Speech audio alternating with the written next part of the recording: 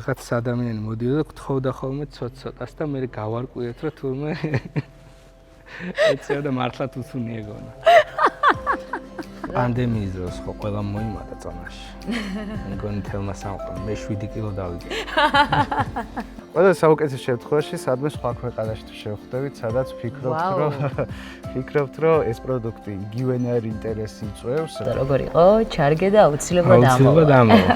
საკომი დანამატები რას ვაძლევთ მაქსიმალურად ითვისებს, პესტო სისტემა იდეალურად ვითარდება იქიდან გამომდინარე, რომ სუბსტრატი სუფთაა და სოკოვანი დაავადებები და რამე მავნებლები არ არის. კიდევ ხელს მე სუგინდა რომ იმას ქნა. ძალიან ის არის. ითამაშო. კი. ამ მასაში. ჩვენ უშუალოდ მიკრომწვალის ფერმებთანაც ვთანამშრომლობთ გავსი პროდუქტით. და მოვიფიქრეთ ეგრეთ წოდებული გროუბეგი, გასაზრდელი ტომარა, ალბათ ქართულად ყველაზე სწორი განმარტება ეს იქნება. გააყოლო ხელი და რაღაც ცადო რა და ამ კუთხითაც ვფიქრობ ძალიან საინტერესო პროექტი გამოგივიდათ. რეალურად ჩვენი საქმე დავიწყეთ ავტოფარეხში, მხოლოდ მე და ჩემო პარტნიორმა ია.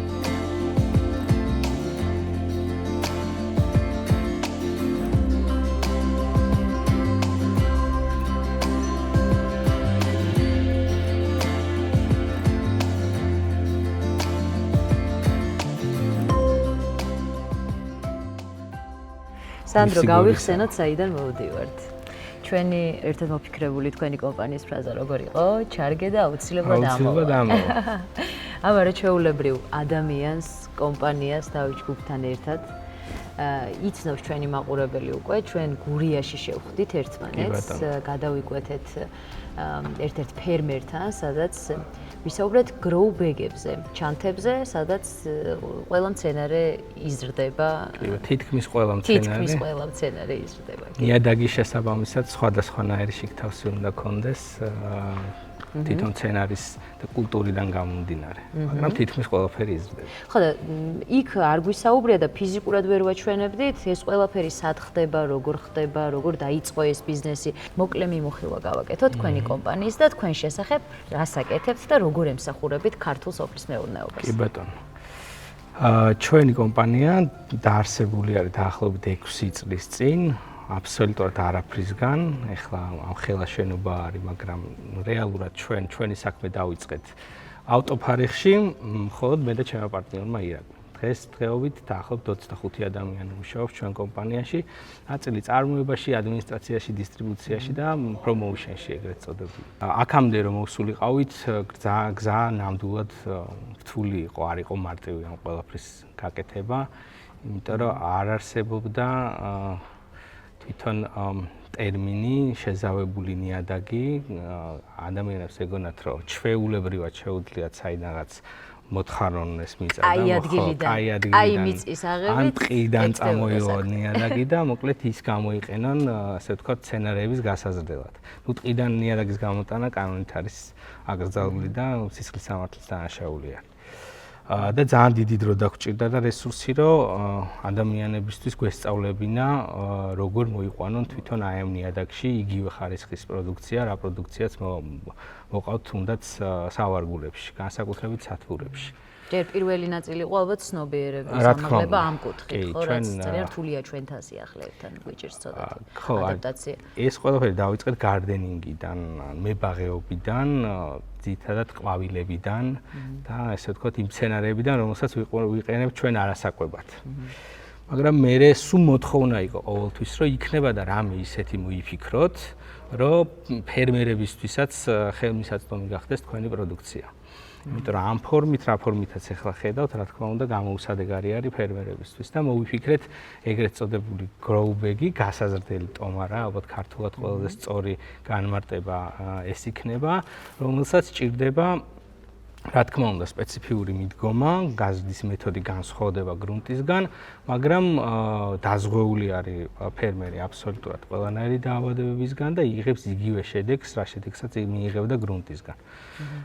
ნუ პლუს ის მომენტია, რომ სათბურებში ნიადაგი მუდმივად განიცდის ეროზიას, ანუ დაძველებას, გამოფიტვას და ჩვენ სასუქებით და პესტიციდებით ამას ყველაფერს კიდევ უფრო ხელს უწყობთ და წარმოიდგინოთ დიაგრამაზე, ესე იგი რაც დრო გადის, მით უფრო თქვენი ნიადაგი სათბურში ეროზირდება, განიცდის ესე ვთქვათ გამოფიტვას, მეტი სასუქების მოხმარებაა საჭირო, რომ მიიღოთ იგივე შედეგი.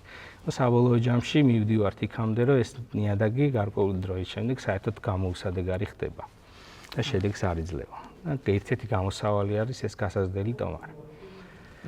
მოკლედ ესე მივედით აქამდე უშუალოდ ფერმერებამდე. მაგრამ აქაც ძალიან რთული არის, დიდი გზა არის გასავლელი, იმიტომ რომ აქაც ცნობიერება ასამაღლებელია, ყველა რისკით უყურებს, ყველა ფიქრობს, რომ აქედან შეიძლება რამე არ გამოვიდეს. რა თქმა უნდა, ამას გარკვეული ღირებულება აქვს, რომელიც გადახდას უწევს ფერმერს და როცა ბაზარზე არის პირდაპირ მიბმული და ფასის ცვალებადობა ძალიან მერყევი არის, აი საათის ფუცე შეიძლება დღეს ღირდეს 5 ლარი და 4 დღის მერე ღირდეს 50 თეთრი.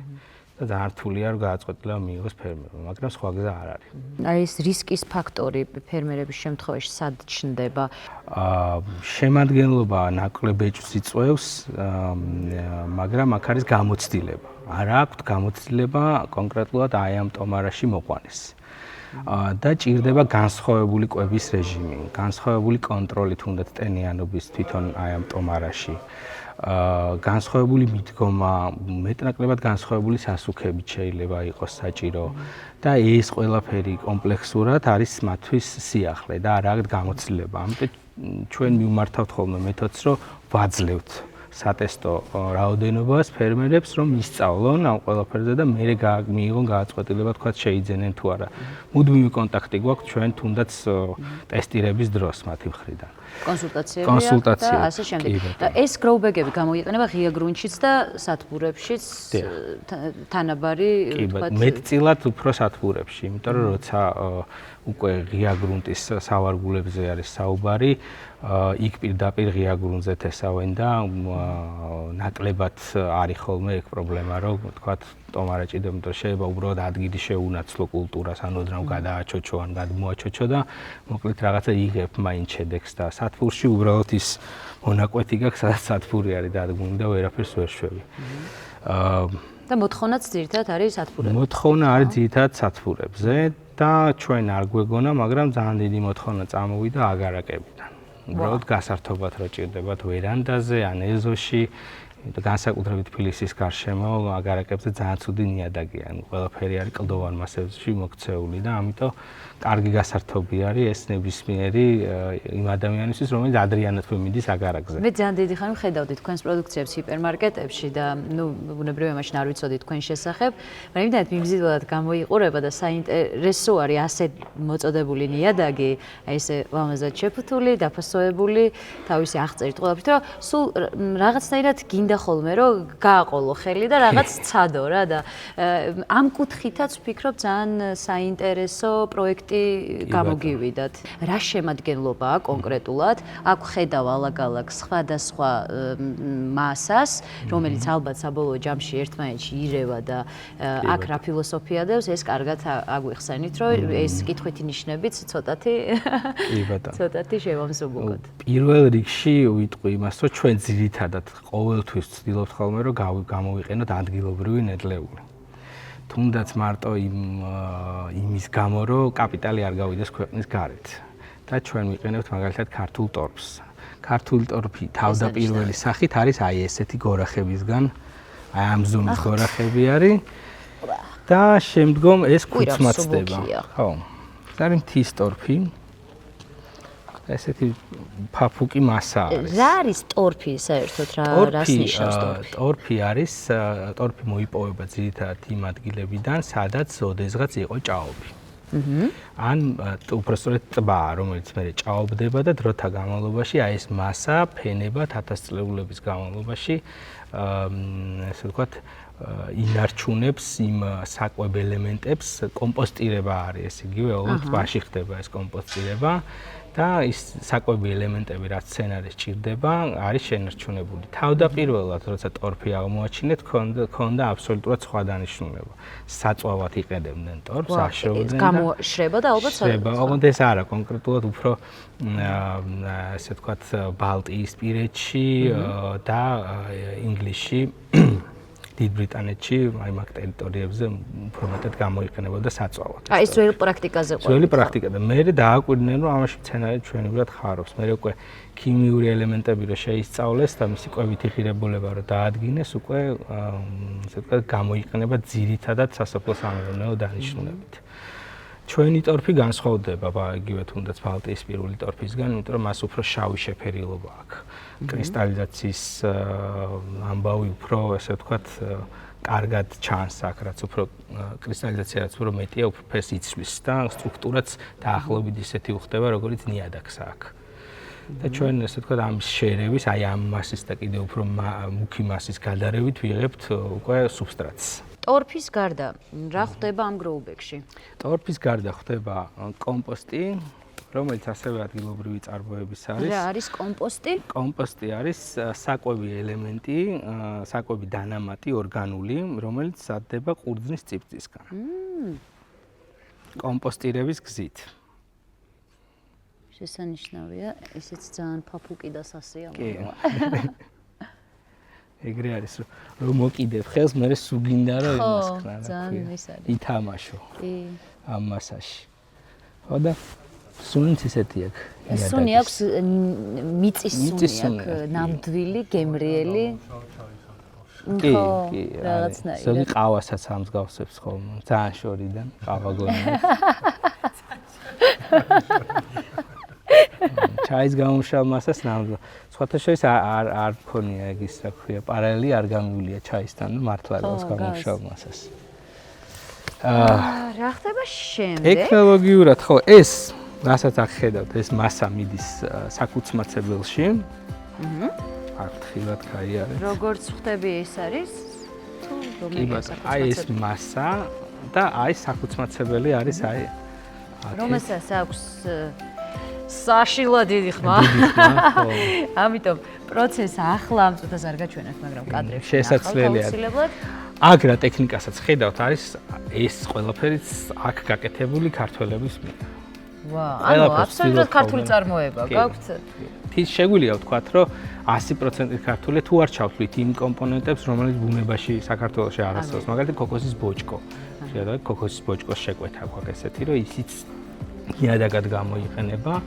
ან ჩითილებისთვის, ან მძიმე ნიადაგში გადასარევად, ან იგივე გროუბეგებში ეგეც შეიძლება ჩაიყაროს, ეგ არის სულად ჰიდროპონიკული სათბურებისთვის, მოკლედ თვითონ ქოქოსის ბოჭკოს ვიყენებთ ხოლმე.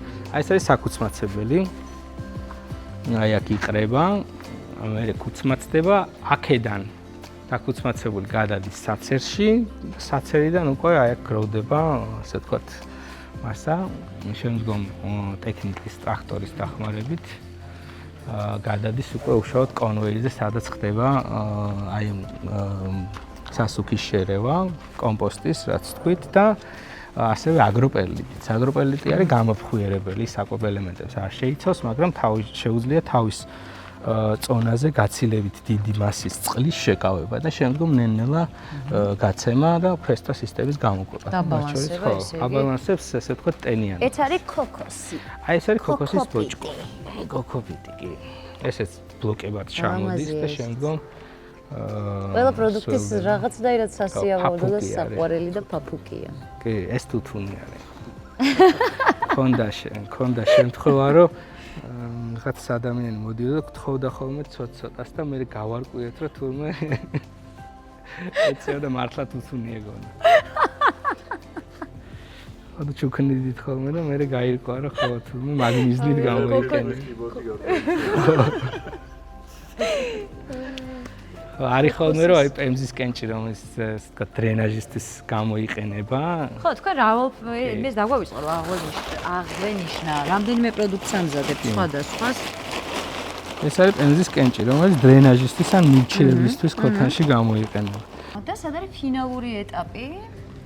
ფინალური ეტაპი. აი აქ აი ამ კონტეინერებიდან უკვე დოზირებით ემატება აგროპერლიტი და კომპოსტი.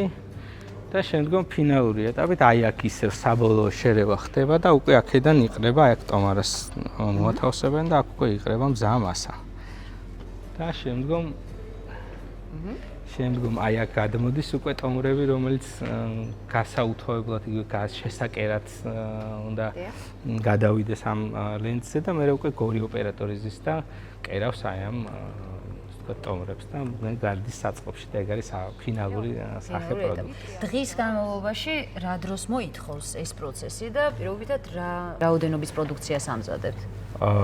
თუ მოთხოვნაზე მუშაობთ, თუ როგორ არის თქვენი? არა, მარაგებსაც ვქნით და ასევე ჩვენი პარტნიორი მაღაზიებიდან რომელიც შეკვეთას ვამუშავებთ და ვუმზადებთ და ჩვენივე დისტრიბუციით გაგვაქვს მარკეტებში. ფერმერებს ან ჩვენ თვითონ ვაწვდით, ან თვითონ გზავნიან ტრანსპორტს, ან რა ვიცი, მოდიან და თუ მცირე რაოდენობით არის თვითონვე მიაქვთ. და ეგეთი პრინციპი არის მუშაობის, ხო? დისტრიბუცია გვაქვს ხოლმე ჩვენ მხოლოდ იმ პარტნიორ მაღაზიებში. და ძალიან დიდ რესურსს და დროს მოითხოვს, იმიტომ რომ ხო პატარა არ არის. ძალიან დიდი შეფუთვებსაც ვამზადებთ ჩვენ და ახლობით 75 ლიტრი არის, დაახლოებით 75 ליטრიანი მოცულობის შეფუთვა არის, ყველაზე დიდი რაც გვაქვს ახლა ჩვენ და ძალიან პოპულარული არის. და ფასიც საკმაოდ მისაღები არის მოხმარებლისთვის. სანდრა, წარმოების მასშტაბები როგორია? დაახლოებით რომ აღვიქვათ, როგორ მუშაობს თქვენი ბიზნესი და პირობითად როგორ აკმაყოფილებთ ბაზარს? ბაზარზე მოთხოვნა ვიტყვი რომ არის მუდმივად მზარდი. აი რო გგონია რომ აი ეს არის რაღაცა პიკი და ამის მერე არ იქნება. რა თქმა უნდა ყველა ეტაპი გავიარეთ, იმიტომ რომ თავიდან არ იყო ხელა მოთხოვნა, თავიდან ამ ყველაფერს ახასიათებდა სეზონურობა, ადამიანები ფიქრობდნენ რომ ქოთეს სცენარები თუნდაც უნდა გადაირგოს მხოლოდ გაზაფხულზე.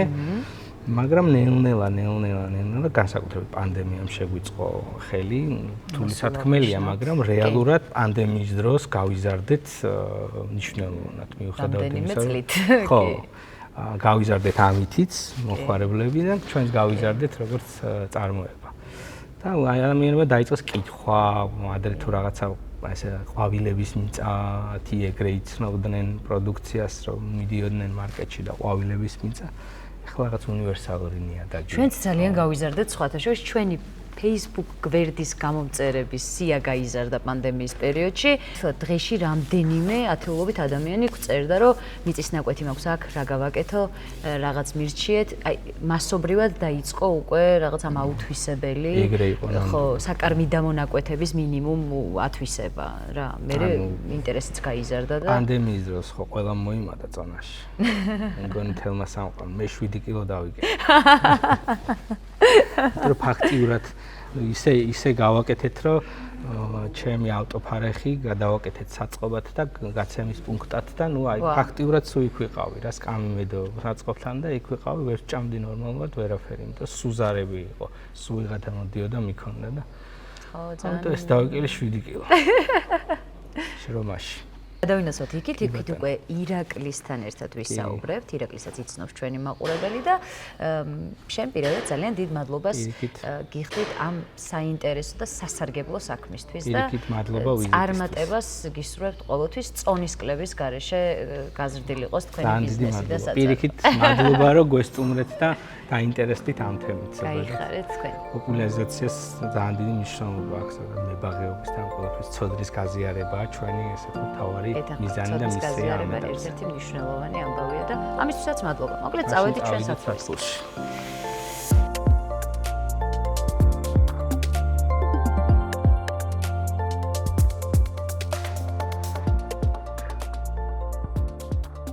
გორში სოფელ ხიდისთავში ვესტუმრეთ ბატონ სერგოს. პირველ ფერმერს, რომელმაც გროუბეგებით ისარგებლა, გამოსცადა და თავის გამოცდილებას გაგვიზიარებს დღეს. რა უპირატესობები აქვს გროუბეგს და როგორ მიდის პროცესი განსხვავებით იმ პრაქტიკისგან, რომელიც ჩვენში ნაცადია, ტრადიციულია და კარგად იცის როგორც ჩვენმა ფერმერებმა, ასე ჩვენმა მაყურებელმაც, ხო? პირველ რიგში რავი ხა ეს იდეაც გაგვიჩნდა თავის დროზე უკვე მიწაზე ნუ გარკვეული პრობლემები არის ხოლმე ხა რა ტრადიციული მეთოდს გულისხმობ ყვანისა. მე რო უკვე დაუკავშირდით ჩარგეს ჯგუფს და ერთობლივად შევიმუშავეთ რა ნუ რაღაც მოცულობა ყველაფერი და ნუ შემადგენლობა უნდა გვაინტერესა რა სუბსტრატი არის და მაგან უფრო გვაინტერესა და წინა რომელიც ქონდა ამის წინა პარტია კიდრი ზამთრისა ის გროუბეგებში ქონდა მოიყვანეთ კიდევაც შედეგიც დაიდო. ნუ თავიდან პატარა პრობლემები იყო, იმიტომ რომ პირველი ახალი პროდუქტი იყო და მარწყვისა და ხორთული კულტურა, კი, ბატონო. ფაქიზი და კი, კი. ალბათ როცა არ გაქვს გამოცდილება, ურმაგად უფრო რთული ხდება პროცესი. კი ბატონო, და რა ბოლო ჯამში ხა უკვე თითქმის 1 წელი ხდება, რაც სატესტო ვარიანტი გავაკეთეთ ამ გროუბექში და პლუს ნერგიც მოგცა, პლუს ნაყოფზეც იმუშავა. განსხვავების დანახვა უკვე შეგვიძლია, იმიტომ რომ აქაც ნაყოფი გვაქვს კი. პირობითად და აი ეს უპირატესობები რა განსხვავებებია? ნუ განსხვავება ის არის, რომ ფიზიკური შრომასაც შეეხება, ანუ ნაკლებად გვიწევს, ანუ სარეველები ნაკლებად ამოდის, ეგ ერთი პლუსი, სუფთად არის თვითონ ნაყოფიც უკვე, მიწასთან კონტაქტი ნაკლები აქვს, არ ელპება მაგის გამო და იზოლირებული გარემოა. იზოლირებულია, კი ბატონო, ანუ ის საკვები დანამატები, რაც ვაძლევთ, მაქსიმალურად ითვისებს, ფესტო სისტემა იდეალურად ვითარდება იქიდან გამომდინარე, რომ სუბსტრატი სუფთაა და სოკოვანი დაავადებები და რამე მავნებლები არ არის. ეგ აქვს უპირატესობა და კიდე ზამთარში მით უმეტეს ფესვის ნიადაგის ტემპერატურას გულისხმობს რა. უფრო მეტად ინარჩუნებს ტემპერატურას, შესაბამისად ფესვს უკვე კარგ გარემოშია ვიდრე ჩვეულებრივ გრუნტში რა. მაგიტომაც უპირატესობები ბევრი აქვს. რა ხანია უკვე რაც გროუბეგებში ზრდით მარწვს? 1 წელი გახდება და 10 თვეა დაახლოებით, რაც სატესტო ვარიანტი გავაკეთე. და უკვე თავისთავად აჩვენა გროუბეგი. კი, კი, და გვაინტერესდა, ანუ გეგმავთ რომ უფრო მასშტაბები გავზარდოთ რა. ირაკლი დაგვებედა კიტრის სათბურში შეხვედრა და გადაცემის მომზადება, რაღაცნაირად სიმბოლური ამბავია. რა შეიცვალა, რა მოხდა, თქვენი საქმე როგორ მიდის? ჩვენი საქმე კარგად მიდის, როგორც ხედავთ, გვემატება სათბურები, ვისთანაც თანამშრომლობ და რაც ყველაზე ძალიან რაც მახარებს არის განმეორებითი შეკვეთები, ანუ ერთხელ რომ გამოიყენეს უკვე და შედეგი მიიღეს, კიდე გვიკვეთავენ და რაც ყველაზე მთავარია, გამოცდილებას ვაგროვებთ რა. ხვდებით რა პრობლემები აქვს სათბურებს და მე რო ვცდილობთ რომ აი ეს კონკრეტულად ეს პრობლემები მოუგვაროთ და ესე ვთქვათ წინ წავიყვანოთ ჩვენი დახმარებით და რა თქმა უნდა მათგანაც ვიღებთ ძალიან დიდ გამოცდილებას ამ ყველაფერზე. საერთო საქმე კეთდება ამით, რაც ყველაზე მნიშვნელოვანია. რა პრობლემები აქვს ყველაზე ხშირად ფერმერებს? საინტერესო. ფერმერებს აქვს სხვადასხვა ტიპის პრობლემები, რაც ჩვენი გამოცდილებით ნახეთ. ნუ ერთ-ერთი არის ალბათ რეალიზაცია, რომელიც შეიძლება არ იყოს სტაბილური ფასი ბაზარზე და დღეს თუ პირობითად კიტრის სათბურში ვარ და კიტრის ფასი არის 7 ლარია, ორ დღეს შეიძლება ჩამოვარდეს 3 ლარზე და მთელი ეს ხარჯები, რაც ამ ადამიანმა ჩადო ამ მოყვანაში, ვეღარც კი გაასწოროს. შეიძლება ეს არის ყველაზე მთავარი პრობლემა და ნუ უკან თუ წამოვალთ, იქ არის უკვე თქვათ, რაზეც ვისაუბრეთ, რომ ნიადაგში ექნება ძალიან დიდი პრობლემები, გამომდინარე იქიდან რომ იფიტება, უკვე რამდენიმე მოყვანის მერე ფიზიკურად აღარ არის საკვები ელემენტები და ძალიან დიდი რისკია, რომ ეგრე გავზარდოთ. ამიტომ აი ჩვენი გასაზრდელი ტომრებით ვცდილობთ ეს პრობლემა მოუგვაროთ. თუ ძირითადად ეს პრობლემები, რა თქმა უნდა, იქ რო ჩაყვეძა ამ ბევრი სხვა პრობლემაც არის, თუმცა რეალიზაცია და ალბათ მასიურად გამოფიტული ნიადაგები, რომელზეც უკვე შეუძლებელია, რომ ფიზიკურად მოიყვანო მოსავალი. აი ამას გამოვყოფდი. ძირითადად რომელი რეგიონები აქტიურობენ? სად არის ყველაზე მეტი დაფარვა თქვენი პროდუქციით? ნუ ძირითადად რაღაცა ჩვენი საწარმო ისე რაც გორშია, რაღაც გორიდან დავიწყეთ და შესაბამისად რეგიონალურად რაც უფრო გორთან ახლოს არის, უფრო მეტია, თუმცა დღესდღეობით უკვე აი 1 წლის თავზე თითქმის ყველა რეგიონიდან, სადაც კი სათბურია და მსგავსი პრობლემა არსებობს, ყველა რეგიონიდან მოგმართავენ და აი პირველ რიგში რაღაც ჩვენ გვინდა ხოლმე რომ მათი რეალური პრობლემა დავინახოთ, რატო ვერ მოყავს, იქ არის ასევე კლიმატურ პირობებზე დამოკიდებული სხვადასხვა ამინდზე და ასე შემდეგ და ანუ ვცდილობთ რომ არა მხოლოდ ჩვენი პროდუქტით მოუგვაროთ პრობლემა, არამედ იმ სათბურებთან, რომლებსაც ესე სხვებთან ვაგროვებთ გამოცდილებას, მათი გამოცდილებაც ამათ გავუზიაროთ და ესე ვთქვათ, აგური აგურსედება და რაღაცა უკვე გროვდება საზოგადოება, რომელიც ერთმანეთს უზიარებს ამ გამოცდილებას და შემდეგი უკვე ფერმერი ნაკლები შეცდომებით იწყებს ამ ყველაფერს და ამიტომ ძალიან მიხარია, რომ ნელ-ნელა მართალია ნელინა ბიჯით, რადგან ამ ადამიანებს უნდა გატესტოს, ნახოს, შედეგი რომ დაინახოს, რაც ბუნებრივია და ეს პროცესი ნელ-ნელა მიმდინარეობს. ხვალ ვიღაცა გატესტავს, იმას მოეწონება, მერე თქვათ იმას გავაგზავნით იქ, სადაც უკვე შედეგია და ესე მივყვებით რა, მაქსიმალურად და პროდუქტის დახვეწაზეც მუშაობთ. მაგრამ ხო, საბოლოოდ შედეგიანად, ასე ვთქვათ. მე ვფიქრობ, რომ ესეც არის. სწრაფად ამ სფეროში ესე ვერ მოხდება, რომ შედეგის დადება, იმიტომ რომ ხო, მთელი ფილოსოფია, კალენდარია, აგროკალენდარია, ბუნება ცალკე თავის ამბავში ხო, გაუგებარია და მოკლედ ყველაფერი ესე კომპლექსურად კი ბატონო. რთული სისტემაა, მაგრამ ცოდნით, გამოცდილებით და ერთმანეთის ხელშეწყობით და ცოდნის გაზიარებით კიდევ მე საერთო საქმე უფრო მარტივად კეთდება საბოლოო ჯამში. ერთ-ერთი ყველაზე საინტერესო პროდუქცია, რომელიც აღმოვაჩინეთ, როცა პირველად გაგიცანით, ეს იყო მიკრომწვანილის გასაზრდელი პატარა ოწყობილობა კონტეინერი, ბოქსი, რომელიც ყველა თაობის ადამიანისთვის, თუ ასაკის ადამიანისთვის არის საინტერესოც, სახალისოც და მე კიდე შეიძლება ითქვას რაღაც შთამაგონებელიც. პირველად შენით როცა ზრდი რაღაცას და შეგიძლია ეს ძალიან მარტივად გააკეთო, სულ რამდენიმე დღეში, 6 თუ 7 დღეში, მე შეიძლება ძალიან დიდი და გენიალური იდეები გაჩნდეს აქედან. და ამ პროექტს ძალიან გულშემატკივრობ და როგორ მიდის ამის ამბავი, ესეც ძალიან მაინტერესებს. კი ბატონო, ამასაც მოგახსენებ. პირველ რიგში ეს პროდუქტი რომ კიდევ უფრო მეტად განვითარდეს, თვითონ მიკრომწვანილის კულტურაც ნელ-ნელა ვითარდება, აი ბოლო წელი განსაკუთრებით დიდი. კი ბატონო, ჩვენ უშუალოდ მიკრომწვანილის ფერმებთანაც ვთანამშრომლობთ მსგავსი პროდუქტით, იქ უბრალოდ რაღაც კონკრეტული განსხვავებაა და პირველ რიგში ის მიხარია, რომ ყოველ წელს ახლები ჩდებიან, იწყებენ ამ კულტურას და ამათთან ერთად თვითონ მიკრომწვანილის ეს ბოქსიც უფრო და უფრო ვითარდება, იმიტომ რომ მეტი იგებს რა არის. სულ თავიდან ზოგადად მიკრომწვანილის კულტურაც არ იყო ეგრე გავრცელებული და ძალიან რთული იყო რომ გაეგოთ საერთოდ რა პროდუქტია, თუმცა აი ნელ-ნელა იგივენაირად მუშაობით რაღაც შედეგამდე მივდივართ და მანდ უკვე მთავარი მრავალფეროვნება არის იმ სხვადასხვა მიკრომწვანილის, იმიტომ რომ რაღაც ყველას ერთი არ უყვარს და პირველი გამოცდილებაც მივიღეთ, რომ მაქსიმალურად ბევრნაირი სახეობა უნდა იყოს, რომ დააკმაყოფილო ყველა მომხმარებლის, ესე ვთქვათ, გემონდური თვისებები. კი ბატონო, ან მარტო ერთით რთულია, რომ მაგალითად მარტო ბაზილიკი გქონდეს, ესე არ გამოდის. შესაბამისად, ჩვენ ვცდილობთ აი ამ გამოცდილებას ყველაფერს ვიღებთ.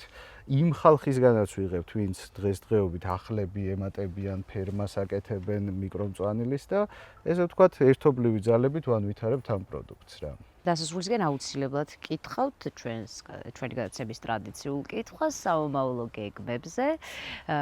რას ფიქრობთ, რაიმე ახალს ხომ არ აპირებთ და როგორ გაგრძელდება და როდის უნდა დავბრუნდეთ თქვენთან? იმიტომ რომ სიახლეებს ველოდებით. ძალიან დიდი მადლობა პირველ რიგში მეორეჯერ რომ შევხვდით, ეს ჩემთვის ძალიან მნიშვნელოვანია, რომ თქვენ ესეთ ინტერესს გამოხატავთ და ხელს გვიწყობთ ყველაფერში. ძალიან დიდი მადლობა.